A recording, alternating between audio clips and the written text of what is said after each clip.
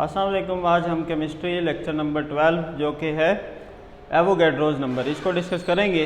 Avogadro's number क्या है? Avogadro's number एक कलेक्शन है, एक तादाद है। कितने नंबर्स की? 6.02 × 10⁻23 नंबर्स की एक तादाद है। जैसे 12 एक नंबर है, 12 को कहते हैं 1 डजन।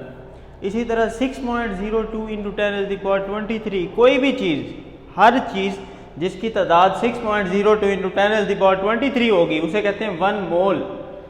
यानी ये एवोगैड्रोज नंबर क्या है? ये एक तादाद है। किसकी तादाद है? किसी भी चीज़ की तादाद, किसी भी चीज़ की तादाद, पार्टिकल्स की। फॉर एग्जांपल एटम्स की तादाद हो 6.02 × 10⁻23, उसको कहते हैं 1 मोल। इसके बाद अगर आयंस की तादाद 6.02 × 10⁻23 हो, उसको कह देते हैं एवोगैड्रोज नंबर ऑफ पार्टिकल। अगर मालिक्यूल की तादाद हो 6.02 × 10⁻23, उसे भी कह देते हैं एवोगैड्रोज नंबर। और अगर फार्मूला यूनिट की तादाद, आयंस के होते हैं फार्मूला यूनिट, जैसे NaCl के फार्मूला यूनिट, NaCl के अगर NaCl की तादाद हो 6.02 × 10⁻23, तो उसको भी कह देते हैं एवोगैड्रोज नंबर ऑफ पार्टिकल्स। तो एवोगैड्रोज नंबर ये मैडवा एवोगैड्रोज इटालियन स्कॉलर था, इसने डिस्कवर किया था। ये क्या है कि एक तादाद है, पार्टिकल्स की तादाद अगर 6.02 × 10⁻23 हो तो उसे कहा जाता है 1 मोल, और या एवोगैड्रोज नंबर ऑफ पार्टिकल्स। अब उसके बाद देखते हैं कि अगर एटम्स की तादाद, अब हमने देखा है कि एटम्स की तादाद, मालिक्यूल की तादाद, फार्मूला यूनिट की तादाद, आयंस की तादाद। अगर एटम्स की तादाद 6.02 × 10⁻23 एटम्स हो तो वो 1 मोल के इक्वल होगा। किसके इक्वल होगा? 1 मोल के। यानी किसी भी चीज़ की तादाद 6.02 × 10⁻23 हो जाए उसे कहते हैं 1 मोल। एटम्स की तादाद 6.02 × 10⁻23 हो जाए 1 मोल।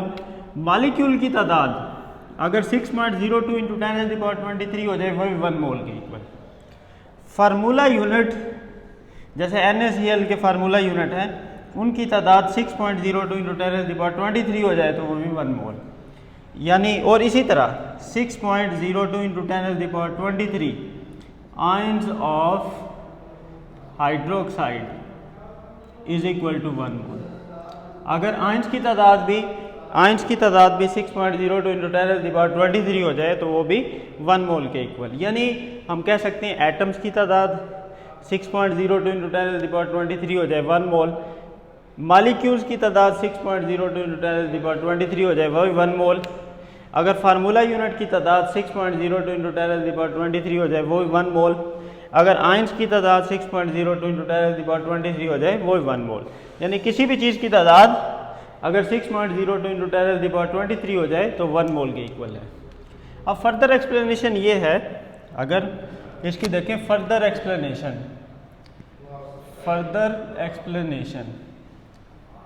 एक्सप्लेनेशन में ये है कि जैसे 1 मॉलिक्यूल ऑफ वाटर, अगर एक वाटर मॉलिक्यूल हो H2O, एक वाटर मॉलिक्यूल में 2 हाइड्रोजन होते हैं, 1 ऑक्सीजन होता है। H2O में देखें H2O, यानी एक वाटर मॉलिक्यूल में 2 हाइड्रोजन है, 1 ऑक्सीजन है। इसी तरह 1 मोल ऑफ वाटर, यानी 1 मोल का मतलब है अगर 6.02 × 10⁻23 मॉलिक्यूल्स हों तो फिर उसमें एटम्स कितने होंगे? एटम्स होंगे 2 × 6.02 × 10⁻23 एटम्स ऑफ हाइड्रोजन और 1 × 10⁻23 एटम्स ऑफ ऑक्सीजन। क्योंकि एक वाटर में 2 H2O है, एक वाटर में 2 H2O है। 1 मोल में कितने होंगे? 2 × 6.02 × 10⁻23, तो डबल होंगे। और एक मॉलिक्यूल में एक ही ऑक्सीजन है, एक वाटर मॉलिक्यूल में एक ही ऑक्सीजन है, तो 1 मोल में कितने होंगे? 1 × 6.02 × 10⁻23 उतने ही होंगे। क्योंकि ये देखें H2O में हाइड्रोजन, एक H2O में 2 हाइड्रोजन है। इसी तरह एक H2O में ऑक्सीजन, एक H2O में 1 ऑक्सीजन है। तो यानी एक मोल होगा तो उसमें 2 मोल ऑफ हाइड्रोजन होंगे। अगर 1 मोल ऑफ वाटर होगा तो उसमें 1 मोल ऑफ ऑक्सीजन एटम्स होंगे। इसके बाद नेक्स्ट देखते हैं। नेक्स्ट जैसे आयनिक कंपाउंड है, आयनिक कंपाउंड के होते हैं फार्मूला यूनिट। फार्मूला यूनिट होते हैं 1 फार्मूला यूनिट ऑफ NaCl। अगर NaCl का एक फार्मूला यूनिट हो तो उसमें एक सोडियम आयन होता है और एक क्लोराइड आयन होगा। अगर 1 मोल ऑफ NaCl हो, 1 मोल का मतलब 6.02 इंटू 10⁻23। 1 मोल ऑफ NaCl में इसका मतलब है 6.1 into 6.02 into 10⁻23 sodium, 1 into 6.02 into 10⁻23 chloride ions. यानी अगर एक NaCl में सोडियम कितने होते हैं, एक NaCl में एक सोडियम और एक NaCl में क्लोराइड एक क्लोराइड, तो जितने NaCl होंगे उतने ही सोडियम होंगे, उतने ही क्लोराइड होंगे। अगर 6.02 इंटू 10⁻23 यानी एटम्स या कह सकते हैं फार्मूला यूनिट ऑफ NaCl लेंगे तो उसमें उतने ही सोडियम आइंस होंगे, उतने ही क्लोराइड आइंस होंगे।